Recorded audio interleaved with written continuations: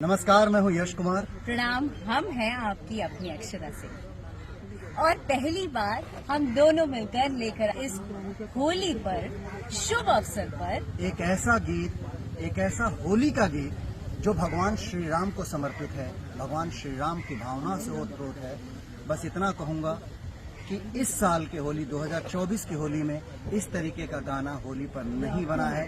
आप सभी श्रोतागण से, दर्शकगण से करबद्ध निवेदन है कि इस गाने को जितना प्यार दे सकते हैं उतना प्यार दीजिए, जितना शेयर कर सकते हैं उतना शेयर करिए, जितना इनके चैनल को सब्सक्राइब कर सकते हैं करिए और हमारे मनोबल को बढ़ाइए ताकि हम और भी बेहतर काम कर सकें। एक्चुअली ऐसे गाने जब हिट होते हैं तो भोजपुरी के सम्मान में कलाकार आगे बढ़ते हैं कि इस तरीके का गाना बनाएं। तो इस तरीके का गाना तभी बनेगा जब आप लोग अपना प्यार और आशीर्वाद देंगे। तो अपना प्यार और आशीर्वाद अपनी प्यारी दुलारी अक्षरा सिंह को हम दोनों को और इस गाने को बड़ा हिट करिए। Thank you so much. हर हर महादेव। जय श्री राम। जय Shri Ram and happy Holi advance.